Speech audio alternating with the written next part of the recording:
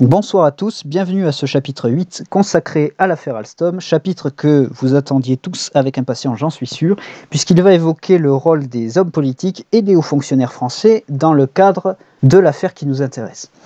Donc un point d'abord sur les hauts fonctionnaires français, puisqu'ils sont quelque chose qu'on n'évoque pas assez, ils sont un problème français qu'on n'évoque pas assez et qui est parmi les problèmes les plus graves de notre société à mon sens, et qui ont eu un rôle réel sur l'aboutissement de l'affaire Alstom. Un point d'abord sur qu'est-ce que c'est qu'un haut fonctionnaire. Un haut fonctionnaire, c'est un terme que vous ne retrouvez dans aucun autre pays. Il n'y a pas de synonyme dans aucune autre langue pour qualifier, pour traduire fidèlement le principe du haut fonctionnaire. C'est une exception française. On qualifie en général le haut fonctionnaire comme un fonctionnaire qui fait partie de la haute administration et en général des cabinets ministériels, mais pas seulement. En général des cabinets ministériels.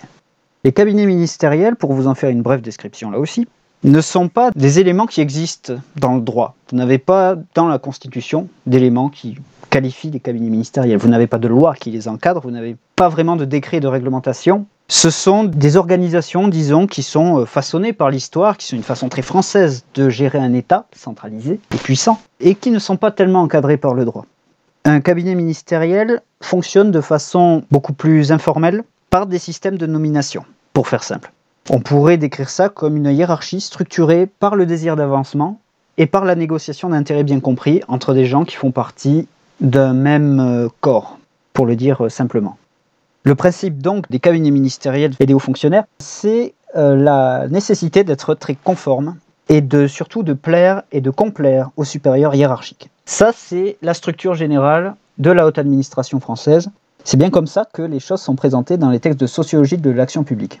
Les principales ressources d'un haut fonctionnaire sont sa connaissance pointue des processus de décision et de ceux qui les portent, c'est-à-dire ses réseaux.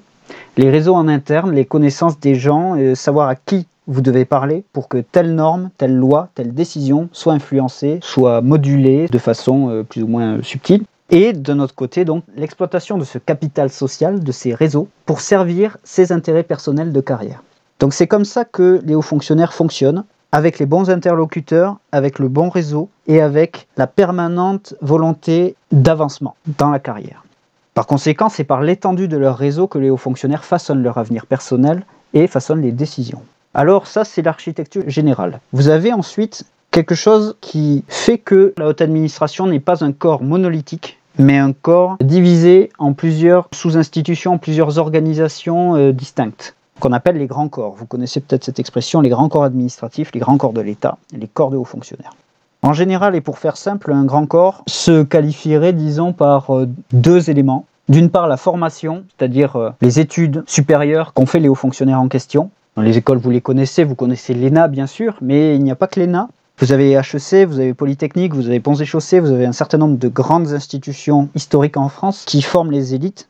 Et d'autre part, un grand corps se définit par les fonctions exercées par ces hauts fonctionnaires, par ceux qui habitent ces grands corps, au sein de l'appareil d'État. C'est-à-dire le Conseil d'État, par exemple, les conseillers d'État sont un corps, les inspecteurs des finances sont un corps. Donc, vous avez ces deux bases qui qualifient ce qu'on appelle les grands corps de hauts fonctionnaires, la formation et les fonctions exercées dans l'État. Sachant qu'en général, les fonctions exercées dans l'appareil d'État sont indissociablement liées au classement des concours que vous avez en sortie de l'ENA, pour ne parler que de l'ENA. Donc ce sont deux choses qui sont très liées, intimement liées, qui sont des continuums. Toujours est-il que les grands corps administratifs français façonnent un esprit de corps, chaque corps étant en rivalité avec les autres. Vous avez donc ces luttes de pouvoir qui existent au sein de l'appareil d'État entre chaque grand corps administratif. Et au sein de chaque grand corps administratif, chaque haut fonctionnaire essaie d'accroître la mainmise de son corps administratif sur l'appareil d'État. Donc vous avez cette division des gens qui ont à titre individuel des intérêts et à titre collectif l'intérêt de toujours accentuer la mainmise de son propre corps administratif sur l'État. Donc ce n'est pas quelque chose de monolithique et je tenais à vous présenter ça tant qu'à faire. Alors l'autre caractéristique, une des caractéristiques de notre haute administration, c'est également son incapacité à faire preuve de mémoire administrative. On peut appeler la mémoire administrative la capacité d'une administration à tout simplement suivre un dossier et avoir suffisamment de mémoire, de recul, d'expérience pour avoir suivi ce dossier du début à la fin. Plus une administration est soumise à un fort turnover, comme l'administration française, moins cette mémoire administrative est susceptible de se maintenir, pour des raisons évidentes. Les fonctionnaires allemands, par exemple, ont des perspectives de carrière qui sont assez lentes et qui permettent donc de maintenir en poste des individus qui sont très expérimentés, qui sont dans telle fonction et tel corps depuis plusieurs années, plusieurs décennies parfois, et qui avancent très lentement. Les hauts fonctionnaires français, à l'inverse, sont des gens qui ont des évolutions de carrière très rapides. Vous allez être envoyé à tel endroit pendant 2 ans, en échange de quoi, dans 2 ans, on vous enverra à tel autre endroit parce que vous avez rendu service à votre supérieur hiérarchique et que donc il vous renvoie l'ascenseur. C'est comme ça que les choses se passent, vous avez donc des évolutions de carrière très très rapides, ce qui explique pourquoi nos hauts fonctionnaires sont souvent très jeunes et qu'ils arrivent très vite à des postes de pouvoir, notamment président de la République. Donc vous avez ces logiques-là, très françaises aussi, avec beaucoup d'intrigues, et donc très peu de mémoire administrative du fait d'un fort turnover. Ça vous explique aussi en partie, je fais une incise de plus, ça vous explique aussi en partie pourquoi les cabinets de conseil sont très souvent sollicités par la bureaucratie, puisqu'il n'y a pas de mémoire administrative. Pourquoi il y a de l'impréparation pour gérer une crise de la part de l'administration française. Et aussi, vous avez cette indifférence en l'intérêt national, puisque l'intérêt national en France n'est pas nécessairement lié à l'intérêt de carrière. Et ça, c'est important, et on le verra dans le cas de l'affaire Alstom. Toujours est-il que les hauts fonctionnaires français sont grandement responsables des désastres économiques et industriels de la France, puisqu'il n'y a pas de suivi des dossiers industriels, et donc personne n'est au courant, ou en tout cas ne veut vraiment travailler sur ces sujets, puisque l'industrie pour ces gens-là est assez secondaire comme thème. Alors je vais rentrer dans le détail maintenant, puisqu'on a vu la structure d'ensemble, on va voir quelques exemples, notamment du principe du pantouflage. Le pantouflage est une pratique qui est ancienne en France, du fait de notre logique du capitalisme de connivence, qui est ancestrale, et on appelle pantouflage le passage d'un haut fonctionnaire de la haute administration vers le secteur privé. Le pantouflage concerne 20% des hauts fonctionnaires français, c'est-à-dire 1 sur 5. Alors on ne dit pas si ce sont des hauts fonctionnaires issus du ministère du Logement ou des Affaires sociales, ou si ce sont plutôt des fonctionnaires issus de Bercy. Mais je pense que c'est plutôt concentré dans la deuxième institution. Le pantouflage est donc une pratique qui n'existe quasiment qu'en France, que les autres États ont souvent interdit, et qui consiste tout simplement donc à passer de la haute administration vers le privé. Je vous ai mis un exemple ici, puisqu'il est assez évocateur, de M. Hugues Baillet, qui a travaillé à la DGA pendant 6 ans, qui a été à la Direction Générale du Trésor, qui a été conseiller du ministre de l'Économie entre 2013 et 2016, donc d'abord de Montebourg, puis très vite de M. Macron, et il était en charge des affaires industrielles et du financement de l'export. En novembre 2017, Hugues Baillet a été directeur des affaires publiques de General Electric France. Directeur des affaires publiques, c'est un mot gentil pour dire directeur des affaires de lobbying, en réalité. Et cette nomination n'a absolument pas dérangé la commission de déontologie de la fonction publique à l'époque, je vous le précise. Donc ça, c'était en novembre 2017. Il est devenu, en avril 2019, directeur général de General Electric France. Donc même parcours que Clara Guémard elle-même, ancienne haut fonctionnaire, passée à la tête de General Electric France, est toujours au sein de ce grand groupe. Et en 2019, il a été soupçonné, je ne dis pas accusé, je ne dis pas inculpé, les affaires ne sont pas terminées, mais soupçonné de prise illégale d'intérêt pour le compte de General Electric. Delphine Bateau a particulièrement été virulente contre lui. Donc là, vous avez un exemple de hauts fonctionnaires qui pratiquent le pantouflage, et cet exemple est d'autant plus évocateur qu'il est passé par le ministère de l'économie, puis chez General Electric. General Electric sait toujours repérer les bons éléments pour constituer ses propres réseaux. Je vous précise quand même, et c'est ce que disent les articles de journaux à son sujet, Hugues Baillet n'a absolument pas travaillé sur le sujet de la vente d'Alstom, quand il était à Bercy, a assuré son entourage, affirmant que le dossier était géré à l'époque par le conseiller en charge des participations de l'État. Eh bien, regardons ce qu'a fait l'Agence des participations de l'État à l'époque, effectivement, à travers le cas de David Azéma. David Azéma a été nommé en 2012 directeur général de l'Agence des participations de l'État. C'est une agence qui gère les intérêts de l'État dans les grandes entreprises, qui sont détenues totalement ou partiellement par la puissance publique. Le problème, c'est que David Azéma était assez peu intéressé par le poste. Il était directeur général d'une agence qui ne l'intéressait pas, défendre l'intérêt de l'État, bon, voilà, c'est pas très intéressant. Donc il a tenté d'abord de pantoufler chez Veolia, mais il a été recadré par la commission de déontologie. Donc il n'a pas pu le faire. Mais c'est à lui que furent confiées les négociations relatives à Alstom au moment des faits. Donc c'est à quelqu'un qui n'est pas intéressé par son poste, qui est en poste depuis 1 an ou 2, à la tête d'une agence, et qui a des velléités pantouflardes. Déjà, si vous voulez, ça commence mal. Les négociations qui sont relatives à Alstom, donc, vont exiger de lui que l'agence des participations de l'État défende l'intérêt de l'État face à Alstom, qui veut être racheté, je vous le signale, à General Electric, et à tous leurs partenaires et à leurs réseaux qui sont mobilisés. General Electric utilise un certain nombre de réseaux, ce qui est normal dans le cadre de négociations. Vous faites venir des partenaires, un certain nombre de banques et ainsi de suite, de cabinets de conseil, de cabinets de juristes, donc c'est tout à fait logique. Mais c'est à David Azéma que revient la charge de défendre l'intérêt de l'État face à tous ces acteurs. Le problème, c'est que juste avant que l'affaire Alstom ne démarre, juste avant que l'annonce de Bloomberg officialise le fait que General Electric voulait acheter et était en train d'acheter Alstom Power, David Azema avait été contacté par la Bank of America Merrill Lynch, qui était elle-même partie prenante aux côtés de General Electric dans l'affaire. Et il était convenu qu'il la rejoigne, cette banque. Donc vous sentez qu'il y a quelque chose de bizarre. Moi, je n'avance rien. Ce seront évidemment les historiens qui devront faire le point là-dessus. Est-ce que oui ou non, il y a eu des... Bon, j'avance juste la situation. Et David Azema lui-même le reconnaît dans la commission d'enquête. Il dit avoir été transparent vis-à-vis de ses partenaires pendant les négociations. Il leur a dit, voilà, il y a Bank of America Merrill Lynch qui m'a contacté, je vais travailler chez eux juste après. Ils sont avec General Electric dans les négociations, je vous le dis, c'est transparent. Donc ça il l'a dit devant la commission d'enquête. Est-ce que pour autant, ces interventions n'ont pas été orientées dans le sens de son futur employeur? Je ne sais pas, vous êtes à la tête d'une direction qui ne vous intéresse pas du tout. Vous êtes à la tête d'un travail qui ne vous intéresse pas. Et vous allez être embauché par quelqu'un d'autre qui participe dans des négociations et vous devez lui faire face. Personnellement, je n'irai pas trop loin dans les négociations. Mais peut-être que les gens sont très très vertueux et que M. David Azema était très vertueux. Donc, vous avez ce genre de situation qui se passe avec les hauts fonctionnaires français et qui peuvent émettre des soupçons. Je ne dis pas qu'il y a eu nécessairement des problèmes, je dis que ça me semble assez possible. Maintenant, si on regarde le cas de Bercy contre Arnaud Montebourg, c'est là aussi tout à fait éloquent.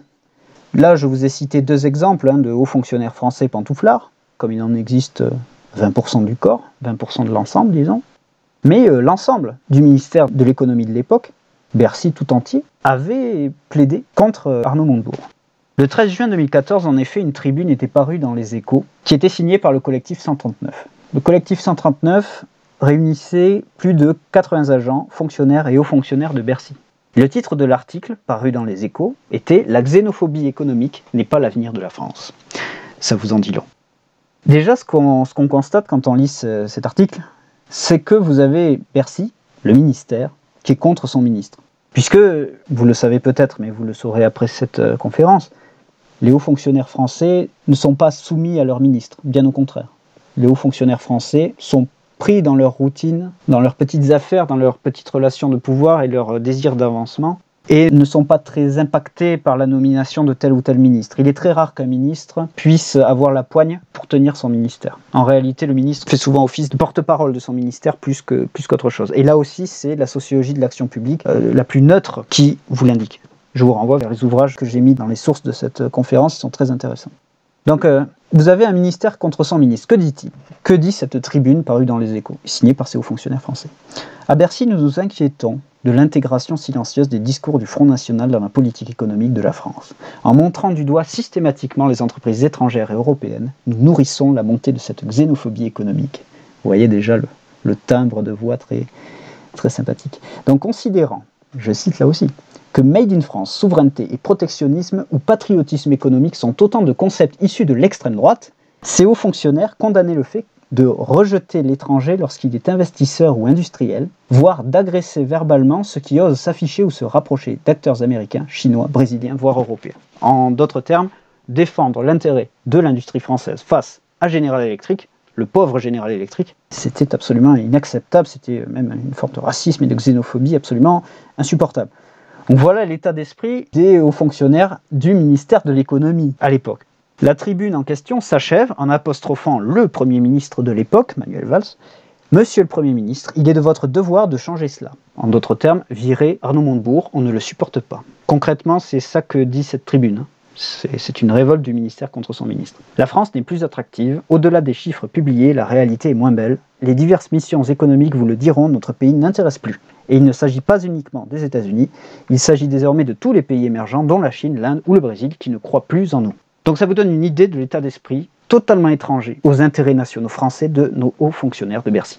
En tout cas de ce collectif 139. Voilà, ça vous donne une idée là aussi des représentations. Je vous ai montré les intérêts, je vous ai montré les positions, les façons d'agir, la structure, l'organisation, et maintenant les représentations de ces gens-là, en tout cas d'une partie de ces gens-là, concernant l'industrie française.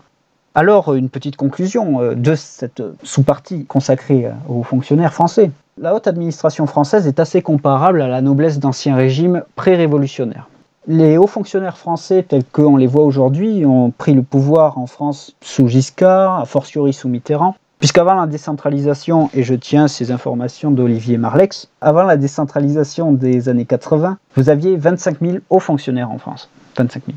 Après la décentralisation, c'est-à-dire aujourd'hui, vous en avez 70 000 très hauts fonctionnaires. Ça s'est multiplié par 2,8, quasiment le triple, en 40 ans. Pour un résultat que vous connaissez, c'est-à-dire une énorme bureaucratisation de tout, les fermetures de services publics, les hôpitaux, les écoles parce qu'il n'y a plus de sous, la baisse des effectifs sur le terrain, chez les policiers, chez les infirmiers, et ainsi de suite, le gel des salaires des fonctionnaires depuis 2010, et des hausses d'impôts sur les entrepreneurs, les actifs, les entreprises, le privé qui doit bien payer tout ça.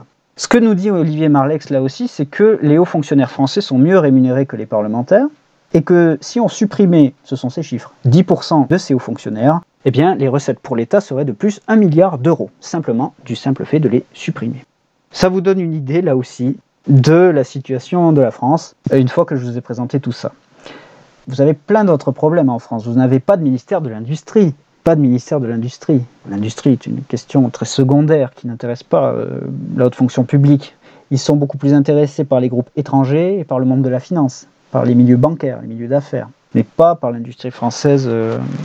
Pour eux, c'est assez mineur. C'était très à la mode dans les années 90, mais de moins en moins pour les élites françaises.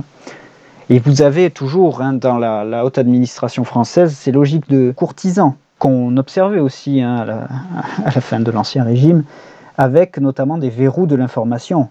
Ce que nous dit Éric Delbecq devant la commission d'enquête parlementaire, puisque j'ai lu la plupart de ces documents, c'est qu'à plusieurs reprises, dans le cadre de l'affaire Alstom, on avait imposé à ces analyses le fait qu'elles n'étaient pas de nature à plaire aux ministres ou à la hiérarchie à qui elles étaient destinées. Et j'ai ainsi, dit-il, le souvenir qu'il a pu être parfois très compliqué de rendre public ou de communiquer à certains services de l'État certains de nos commentaires concernant précisément Alstom. Donc vous avez là aussi une logique courtisane, on ne fait pas remonter d'informations qui me feraient passer, moi, pour un annonciateur de malheur. Vous avez en plus tous les autres problèmes que je vous ai signifiés, le pantouflage, l'esprit carriériste, l'entre-soi, puisque ces gens-là vivent entre eux, ces gens-là se marient entre eux, ont des enfants entre eux, ils vivent dans une logique de curialité, je parle en général, pas tous. Ils ont un certain nombre de privilèges, puisque vous avez des voitures de fonction avec chauffeur, où vous pouvez griller les feux rouges sans aucun problème, etc., etc. Ce sont des petits privilèges, mais qui vous donnent beaucoup de satisfaction. Et vous avez un esprit de corps, que je vous ai mentionné, l'esprit de corps, les grands corps qui sont en lutte pour la mainmise sur l'appareil d'État. Donc vous avez des gens qui ne sont absolument pas touchés par l'intérêt supérieur de la nation, ni par l'industrie française, qui ne sont absolument pas impactés des décisions qu'ils prennent, puisqu'ils sont toujours en poste. Donc, l'affaire Alstom, de ce point de vue, pour tout ce que je vous ai évoqué juste avant, c'est très révélateur des travers très parasitaires de nos élites administratives, qui se comportent comme des élites compradors. Je voulais préciser ce point, dans la mesure où on n'en parle pas assez, et où en France on a ce défaut de croire que tout vient du politique, alors que le politique n'est qu'une partie de l'iceberg. Mais maintenant que nous avons fait les hauts fonctionnaires, que nous avons fait les industriels dans le chapitre précédent, nous allons enfin arriver aux politiques, puisque tout le monde attend cette question-là. D'abord, Arnaud Montebourg. Le cas de Montebourg est assez particulier. Montebourg se fait passer, dans le cadre de l'affaire Alstom, pour le chevalier blanc. Et c'est vrai que quelque part, c'est le rôle qu'il s'est donné. Mais au final, Arnaud Montebourg, ce qu'on peut en dire, à mon sens, c'est que c'est le seul homme politique de l'époque dont l'intérêt personnel coïncidait avec l'intérêt de la France. Les autres, ce n'était pas le cas. C'est-à-dire que lui, justement, avait pris fait et cause, depuis le début de son arrivée au ministère, pour le Made in France et l'industrie française. Donc forcément, un désastre de l'industrie française l'aurait impacté. Donc son intérêt personnel, son intérêt de carrière, c'était que Alstom se maintienne. Ou en tout cas de bien présenter la chose de sorte à lui passer pour le chevalier blanc. Ce qui est tout à fait logique, c'est un homme politique normal, Arnaud Montebourg. C'est juste que c'est le seul dont l'intérêt de carrière coïncidait avec l'intérêt de la France. C'est l'analyse que j'en fais en tout cas. L'affaire Alstom, en effet, pour Montebourg, c'était un tremplin personnel vers Matignon, dans un premier temps, puisque, si vous vous souvenez bien, vous aviez eu le remaniement de Jean-Marc Ayrault à Matignon comme Premier ministre, qui a été remplacé par Valls au moment de l'affaire Alstom, en plein milieu de cette affaire. Donc, au début, il utilisait cette affaire pour essayer d'arriver à Matignon, et puis, très vite, il les a utilisés en prévision de l'élection présidentielle de 2017. Arnaud Montebourg est un homme politique comme les autres, de ce point de vue.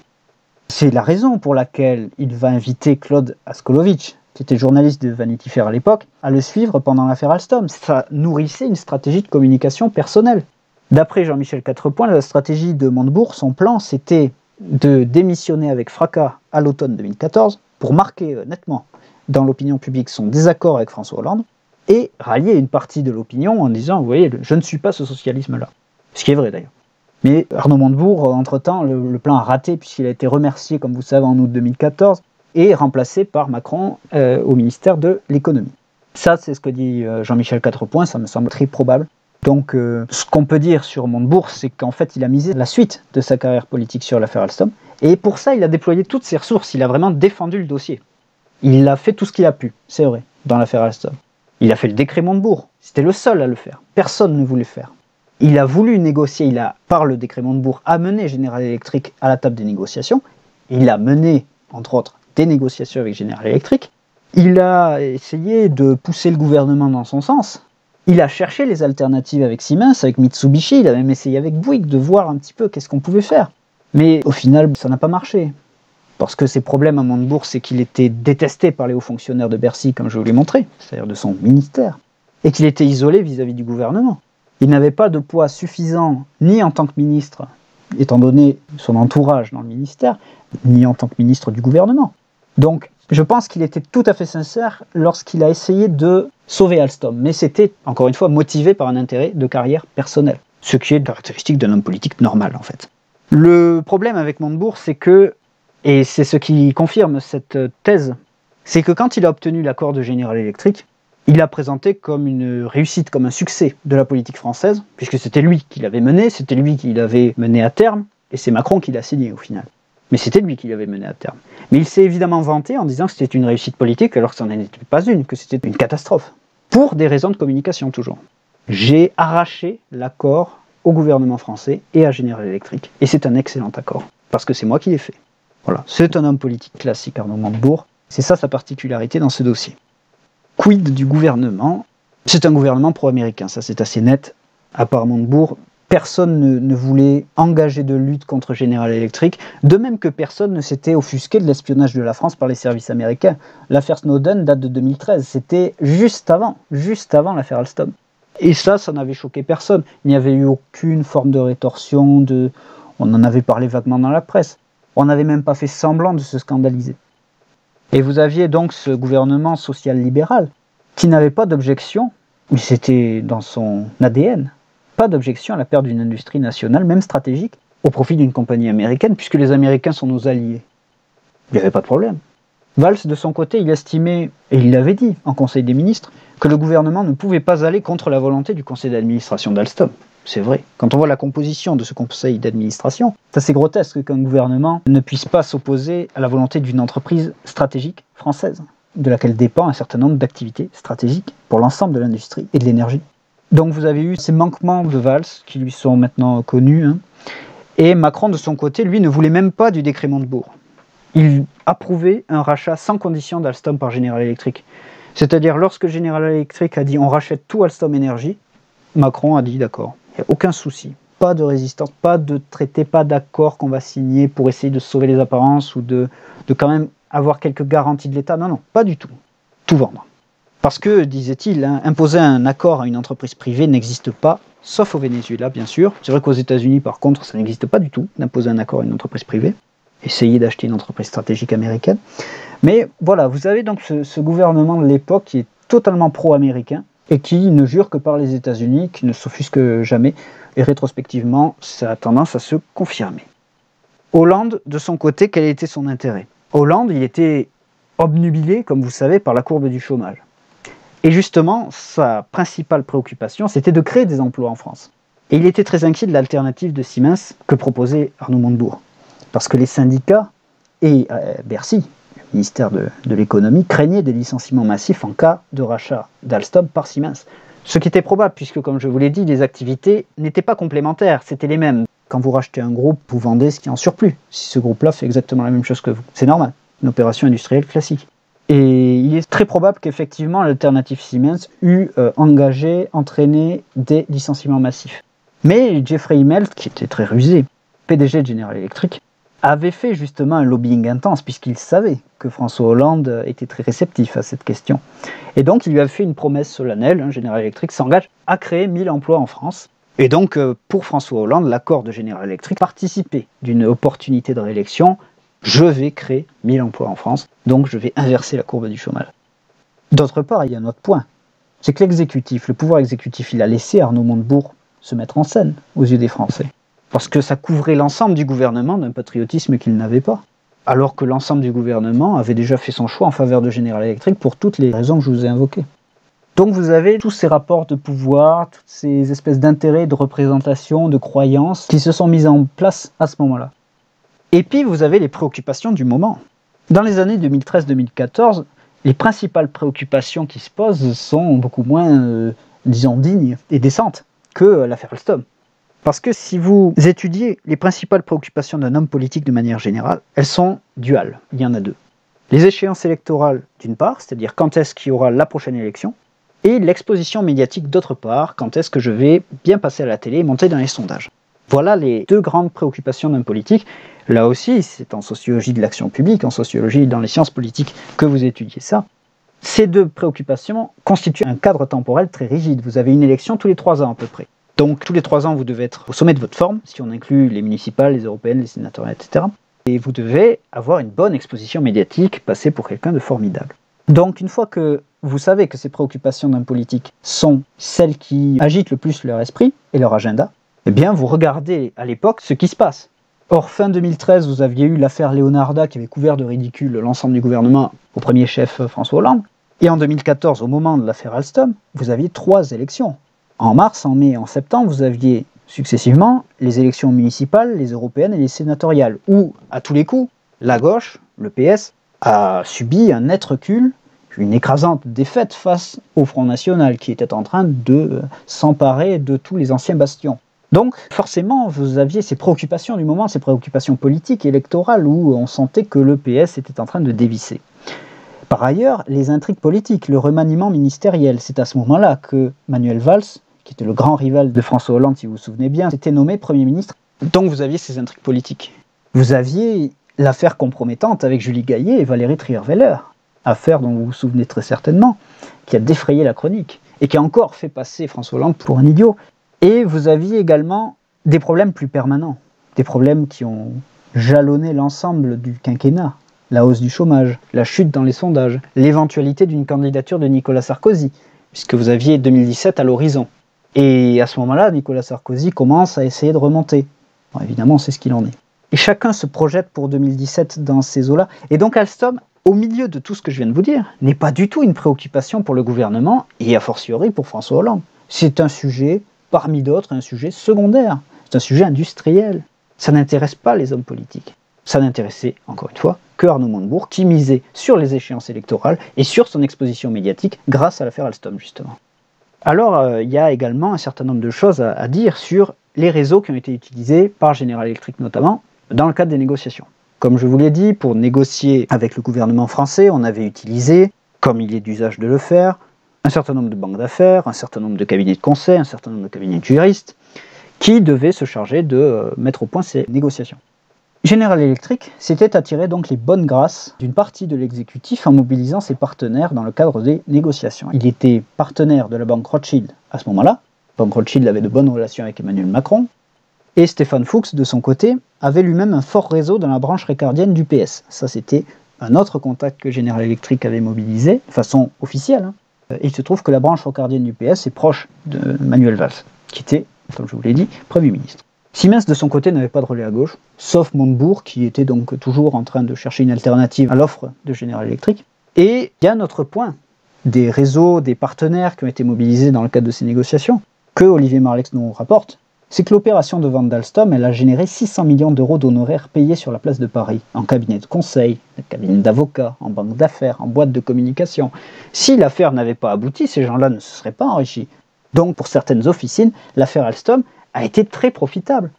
Et c'est là que vous voyez l'imbrication d'un certain nombre de réseaux. Vous voyez qu'il y a des choses pas nettes dans ce dossier. Il est vrai que ce sera un vrai travail d'historien à terme de faire le point sur tous ces éléments. Le gouvernement, donc, dans son ensemble, à l'exception de Montebourg toujours, était favorable à General Electric. L'intérêt de François Hollande, c'était de négocier mollement le dossier Alstom, d'améliorer l'accord avec General Electric quand même, mais de ne pas le suspendre, puisque sa priorité c'était emploi et sondage. Pour Valls, il fallait pas trop s'avancer sur le dossier, vous aviez des rivalités avec le président, puisqu'il venait d'être nommé. C'est un peu compliqué de rentrer tout de suite dans une forme de conflit. Et personnellement, il était plutôt favorable au rachat de General Electric, comme je vous l'ai expliqué. Emmanuel Macron, de son côté, c'était encore plus net. Il était proche de son ancien employeur Rothschild, donc il appuyait sa position. Il voulait aussi souscrire aux vues du président de la République, puisque, comme je vous l'ai expliqué, logique de haut fonctionnaire classique, si vous plaisez et que vous complaisez à votre supérieur hiérarchique, vous avez de l'avancement. Et c'est ce qui s'est passé, puisqu'il est devenu ministre par la suite. Donc, si Hollande était pour General Electric, entre autres, Emmanuel Macron allait se mettre sur cette ligne, évidemment. Et il a défendu cette ligne. D'autre part, Emmanuel Macron a très certainement développé son réseau, là aussi logique de haut fonctionnaire classique. Comme le dit Olivier Marleix, encore une fois, je ne prétends rien de tel. Marleix pense qu'une partie de la campagne de 2017 a été financée par une partie des cabinets de conseil et des acteurs en présence. Et ce ne serait pas étonnant du tout, en l'espèce, puisqu'il leur a rapporté, comme je vous l'ai dit, de l'argent, cet accord. Donc c'est possible. En tout cas, Olivier Marleix le dit. Et d'autre part, Emmanuel Macron, comme je vous l'ai dit aussi, était favorable à un rachat d'Alstom sans condition, sans même que le gouvernement ne s'en occupe. Arnaud Montebourg, son intérêt était de chercher une alternative ou, le cas échéant, de présenter la vente d'Alstom comme un grand succès politique, parce que son intérêt était de ne pas perdre la face et de marquer les esprits pour ses ambitions futures, personnelles. Qu'est-ce qu'on peut conclure de tout ce que je vous ai raconté sur la haute fonction publique et sur les hommes politiques dans le cadre de l'affaire Alstom? Déjà, ce qu'on voit, c'est que les hauts fonctionnaires, comme les politiques, ont joué, chacun à leur façon, un rôle capital sur la tournure des événements de l'affaire Alstom. Sans l'action de Montebourg, il est fort à penser que rien n'aurait été tenté pour résister même symboliquement à General Electric. Et en dépit de son décret et des négociations qu'il a obtenues malgré tout, rien n'a empêché le rachat d'Alstom Power, ni le maintien des activités stratégiques. Je vous le rappelle. Les hauts fonctionnaires de leur côté, pris dans leurs logiques internes, ont laissé leurs intérêts de carrière prévaloir sur l'intérêt national comme à leur habitude. Et pire encore, il semble que certaines personnalités impliquées dans ce dossier aient par la suite obtenu des avantages auprès d'entités bénéficiaires de l'opération, comme je vous l'ai montré avec un certain nombre de cas. Les politiques de leur côté ont également privilégié systématiquement leurs petits intérêts carriéristes. Tous, même Montebourg. L'intérêt de la France, de son industrie et de sa souveraineté n'a à aucun moment traversé l'esprit de nos dirigeants, à l'exception d'Arnaud Montebourg qui en faisait son leitmotiv politique. En cela, l'affaire Alstom fut un révélateur cinglant des manquements de l'élite politico-administrative française, si indifférente à la défense de l'intérêt national et toujours si prompte à abandonner la France aux prédations d'initiatives étrangères. Quelles sources utiliser dans le chapitre 8? Il y en a un certain nombre. Les auditions d'Alain Juillet et d'Éric Delbecq, l'audition de David Azéma également, l'article du collectif 139 de Bercy qui n'est pas forcément accessible aujourd'hui. Entre-temps, je crois qu'il a été supprimé, vous pourrez aller vérifier. Je crois que cet article n'est plus accessible. Il l'était quand j'ai commencé ces travaux, ça tombe bien. Et un certain nombre d'autres ouvrages de sociologie de l'action publique auxquels je vous renvoie avec le plus grand intérêt. Voici maintenant la conclusion de l'ensemble de la partie 4 consacrée à l'étude des élites dans l'affaire Alstom. L'affaire Alstom est loin d'être un événement épisodique, c'est ce que je me répète à vous dire depuis le début de ce cycle de conférences. Et au contraire, elle a montré de graves faillites structurelles propres à la France. Elle a montré que les industriels français sont totalement inaptes à coopérer et à agir en meute, comme le font les grands capitalistes des autres pays unis par un fort sentiment national. Elle a montré que l'architecture de nos industries, sclérosée, isolée et dominée par des actionnaires issus de la finance internationale, encourage la destruction de notre appareil productif. Elle a montré enfin que l'État, dans ce cadre, avait abdiqué de sa fonction. Abdiqué non seulement du fait d'un manque de capacité à décider souverainement, du fait des réglementations européennes, je vous en ai parlé dans les chapitres 4 et 5, mais aussi par un manque de volonté à agir, tout simplement. L'affaire Alstom a montré que hauts fonctionnaires comme politiques n'ont que faire de l'intérêt national, qu'ils ne le servent que lorsque celui-ci concorde avec leur but de carrière exclusivement, ce que les compagnies étrangères savent exploiter bien sûr, par l'utilisation habile de réseaux d'acteurs performants, comme je vous l'ai montré, de gens qui ont intérêt à ce que les négociations aboutissent.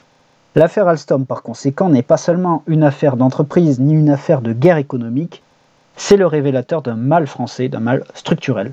C'est le révélateur d'une faillite collective française qui est avant tout celle d'une caste, sans autre but que celui de l'accaparement, de la prédation et du dévoiement de tout ce qui fait la richesse de notre pays.